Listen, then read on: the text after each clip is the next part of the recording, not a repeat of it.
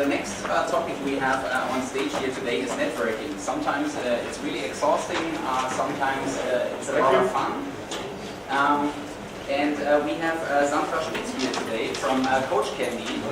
She also founded like her own event management agency, and currently she's working for Vertical Media. She's doing events over there like the famous Spätschicht. It's a very well-known networking event in the startup scene.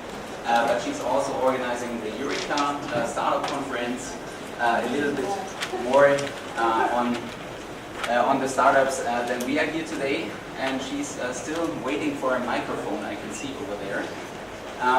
But maybe you can already welcome Sandra, and she will talk about networking.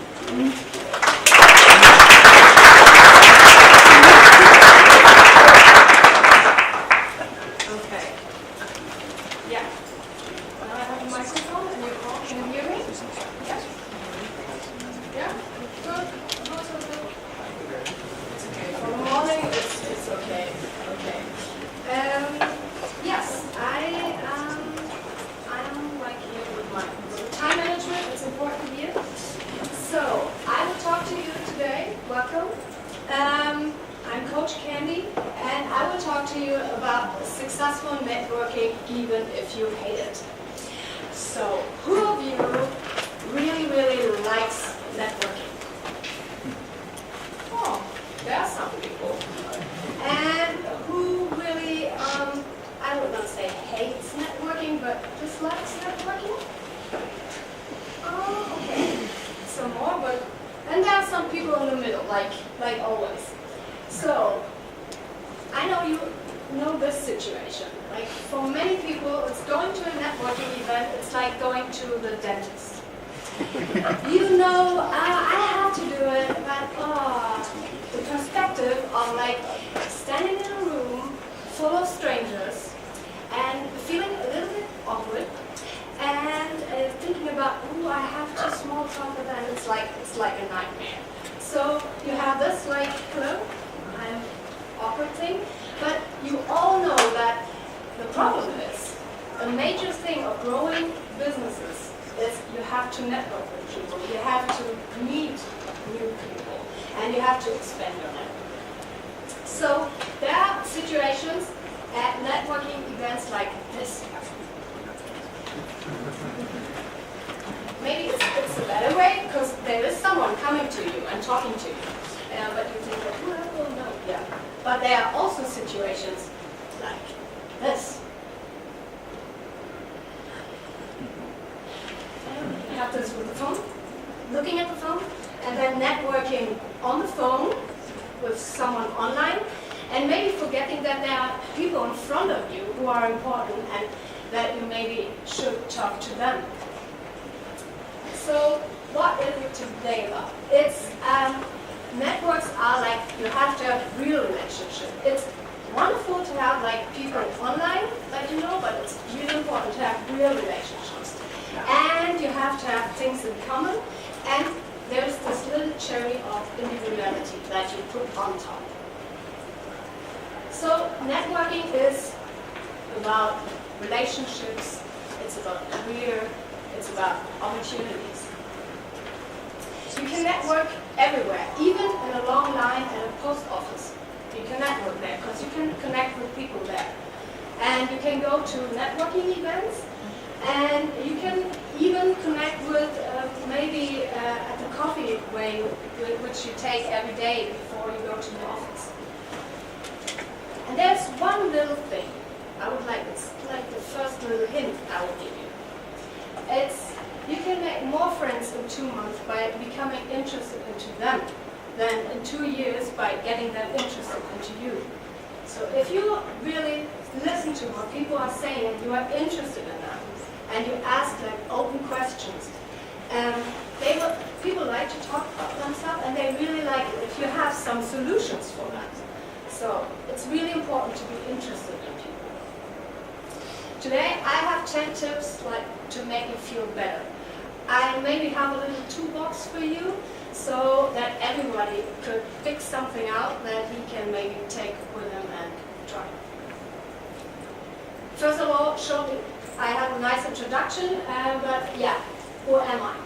I'm Sandra Schmidt. I'm also known as Coach Candy. You see, my coffee level is about like 3 cups. It's 2 more to go, and then it's finished for the day, because then it's maybe too much. I believe in trust and in honesty and fun. I think fun must be a great part of life, and also networking. It has to be fun. I'm like careful and cheerful, and I would call myself more like an introvert person. And I'm also direct, and I'm like mindful. I have a Master of Business Administration. I went to Australia. I had my own event agency. As I said, I worked as a senior manager for Gründerszene, so for vertical media. I did all the networking things there. And now I'm a business coach and a trainer, and I have my own company now. It's Coach Candy, and also the trainer course. So why do I think that I know something about networking? Because I'm standing here and saying to you, yeah, I can tell you something about it. And maybe you think like, why is she thinking that? So I think I know something about networking because I did all these networking events, like the Spielschicht. And I also worked for the CEO events. And I did the Breakfast Club. And I did the Berlin Tech Meetup. And also did the Eureka. So these are really big networking events, people coming there. And all the people are coming there, and some of them have like fears, like thinking, well, I have to talk here, how do I do that? So it's all the people are the same. And that's why I think I watched so many networking events, and I think that's why I could maybe give you some little hints how you feel better. So first of all, there are the basic things. There is no second chance for the first impression. It's the way first impression is about verbal communication, paraverbal communication, and the non-verbal communication. And if you look at the chart, it's only like 7% that the verbal communication has in first impression. It's not so important. The first sentence you say is not the important thing. The important thing is how you maybe come into the room, or if you go like that, or if you more go like that, and you're smiling. That's what makes the first impression, not what you are saying. And that maybe it's a good thing to keep in mind. It's like if you're meeting someone, mostly you don't know what was the first sentence you said, except it was a really, really stupid sentence. But normally you don't remember, because you look at the person in whole and you think like, oh, he looks like a nice guy. He's coming with a smile, so that's nice. So what are the lessons for that? We make our first impression in a flash. It's about like 3 seconds you make this first impression. There was a study in the US. They made it like a speed dating, and the people sitting there, they were told, okay, you have 3 minutes to talk to each other, and you have a button under the table, and you can press it when you think you want to see the other person again. And most of the people press it after 3 seconds. So you see, there was not much time to talk. It was just like seeing, and you have a feeling for it, and then you press the button. So it comes in a flash. Mostly we are right with our first impression. If you hear what your stomach is saying, mostly you are right with it. And it's also so that we want to be right, and we struggle to be right. I think maybe you know all these situations when you're driving a car, and before you there's a car and it's going really, really slow. And you're behind it, and then you think, I think this is an old man with a hat driving it. So you go inside the car and you look into the car, and then you want to see this old man there with a hat, because you had this first impression. And if there's sitting a young woman there, you're a little bit depressed, because you're thinking, well, I thought this is an old man, but maybe you're like, well, but it's a woman, so that's my other first impression. Yeah, okay, so, yeah. And then you go on. So you struggle to be right with your first impression. So what do we learn? So we have to control what we can control, and we have to make the best out of the rest. So there's always this hunt for new superlatives. It's like we have this supermodels and the super successful and the super style and the super connectors and everything is like so amazing and so super. The problem is that we compare ourselves to this absolute maximum. But this maximum is not real. 98% of the people are not extraordinary. They are quite normal. So don't compare yourself to this maximum. Compare yourself to normal people, because most of us are really normal, not really extraordinary. But there is something that there's a little difference between people. Like here and there, like some say, yeah, I really like networking. Others say, no, I dislike networking. It's like they're living a bit in different countries. It's like living, one lives in Introville and the other one lives in extra town. We have Introville. This is quite a nice little peaceful place. Everything works there, it's fine, and the people are calm. And we have extra town. There's more like party, and yeah, it's really active. And we also have central city, where the people are that are in the middle. They could feel at home at Introville and also at extra town. I have a little summary, like what about introverts and extroverts? Maybe you find something in there where you say, oh yeah, that's like me. It's like introverts maybe think to talk and extroverts talk to think. It's fine, it's their way of doing things. Or the one is more reflective and the other one is more verbal. So these two kind of people also have like different networking preferences. They have like introverts, they are like listening, and the other one is speaking. So it's really fun because everybody could find a way for them. If you are a good listener, it's really good because you can hear what the people are saying and you can help them. If you are a good speaker, you can talk them and tell them what you are doing. So you can find a way for everybody. What I think what is really important is that you see things from different perspectives. Not only your perspective, try to see the perspective from the other person. And I would like to make a small exercise with you now, and therefore you all have to stand up, please. So stand up. And then, up here, you put your finger in the air, and look at your finger, and you turn it clockwise. Yeah, look at the finger, turn it clockwise. And then you take it slowly down, the finger, look on the finger, take it down. Further on, take it down. And is it still going clockwise? No. Why is that? Maybe we do it again. We put the band in here, and we go clockwise.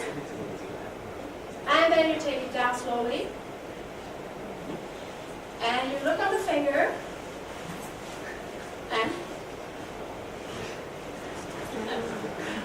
And that is just, you can sit down right now.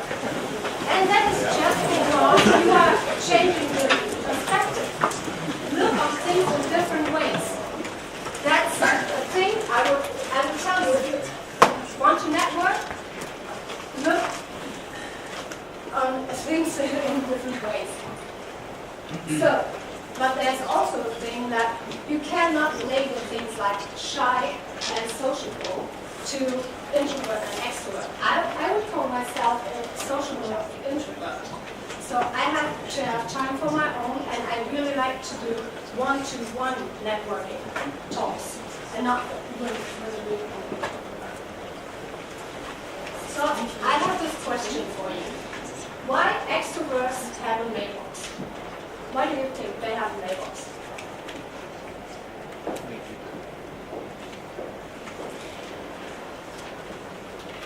Because they never want to miss one call, so that's really important for them. So why do introverts have a mailbox? That's right, because they don't want to answer the phone. So you see, this is a tool, everybody uses this, but they use it in different ways. And that's the same if you network. You can use one tool, but you use it in different ways. So Networking, no thanks. People who claim that networking is not their business are mostly people who also think they can't do it. The opposite is the case. You can do it, and you will find your own way how to do it. Often they bring the best qualifications. They just follow the wrong rules, because there is no golden rule for networking. There is no golden rule that you can say, this is the way, you have to do it. It's not possible. You have to find your own way, and if you are a good listener, then you learn how to ask open questions, and then you listen. But it's not like saying you have to do it that way or that way. So networking is more about farming than it's about hunting. It's about like cultivating relationships.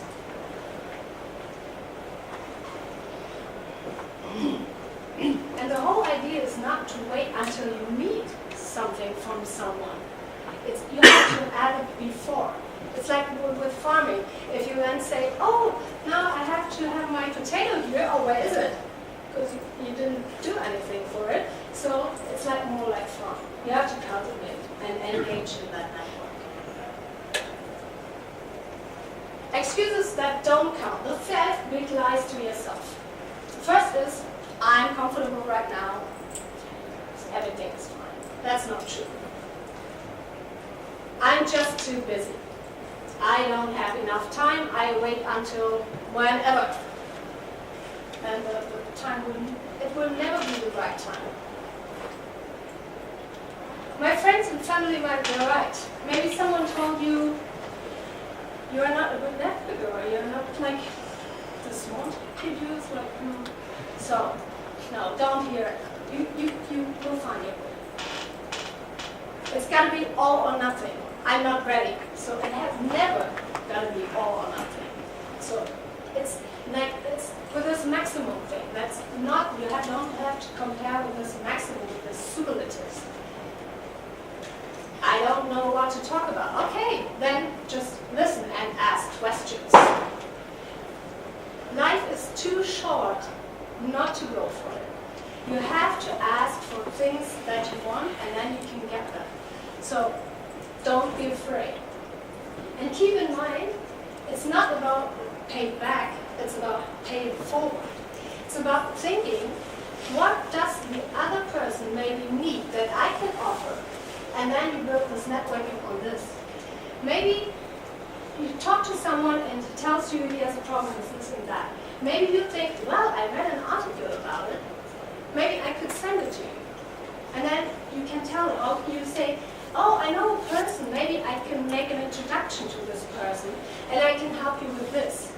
So it's about what can you give the other person. I think it's easier if you have something in mind that you can give another person and go to this person, than you going there and saying, hey, hello, I have this and this problem, I know you're from this company, maybe you can help me with this and that.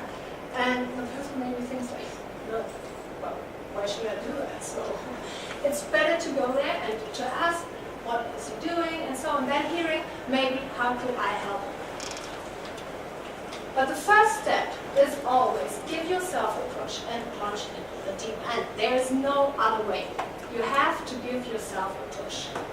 So there are like 3 phases: before an event, during an event, and after an event. So here are my tips. The first one, before an event, is register. There is a much bigger commitment to yourself if you register to an event. If you're like in the morning, oh, today is this networking event, I could go there, yeah, I will go there.